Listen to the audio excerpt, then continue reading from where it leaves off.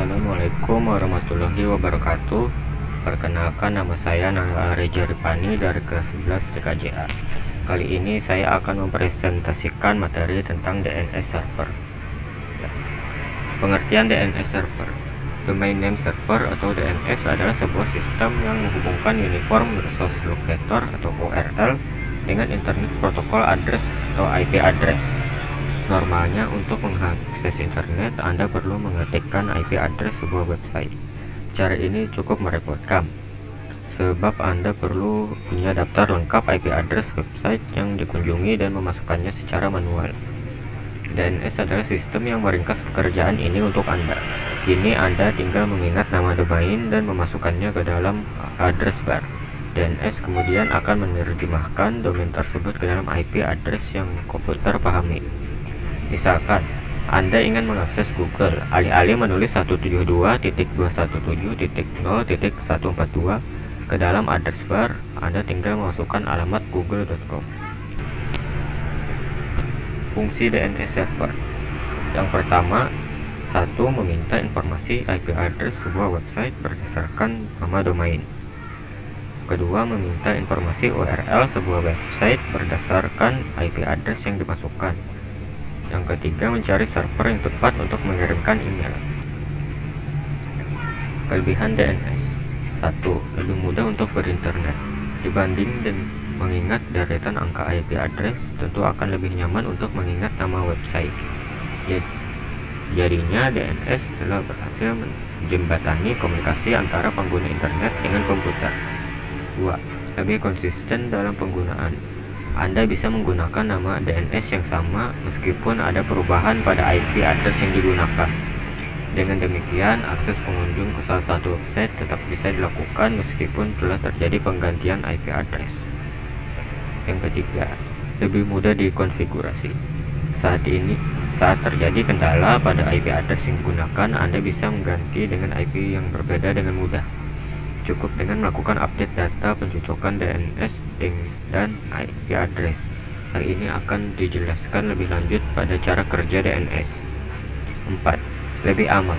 Ketika menggunakan sistem DNS, semua aktivitas transfer data online akan melalui server DNS yang terjaga keamanannya.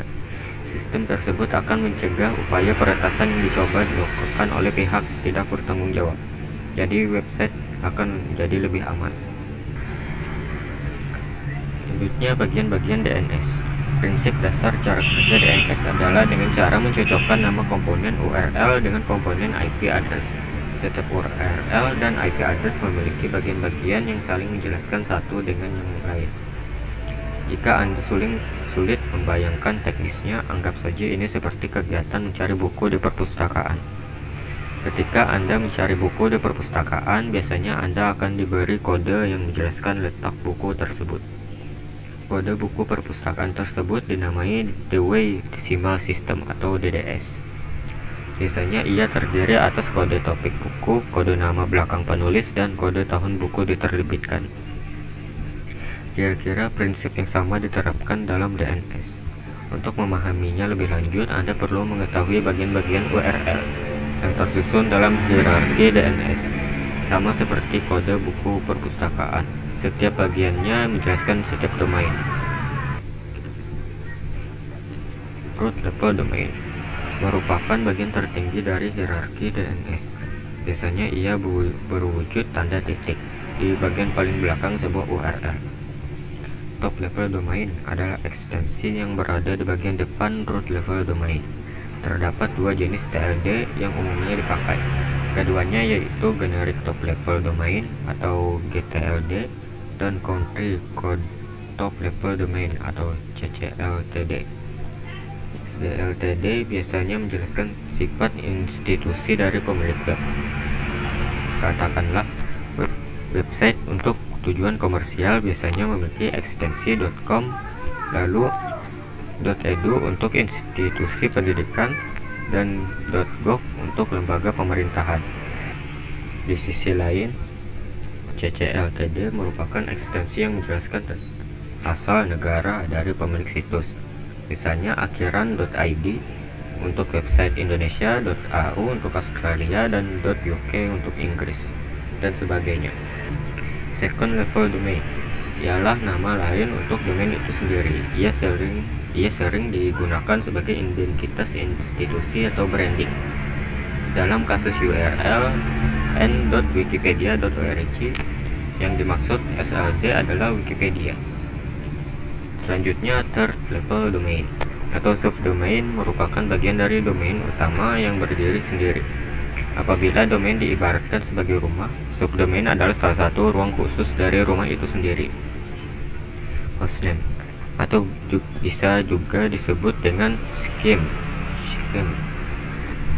Ini merupakan bagian dari yang mengawali sebuah URL.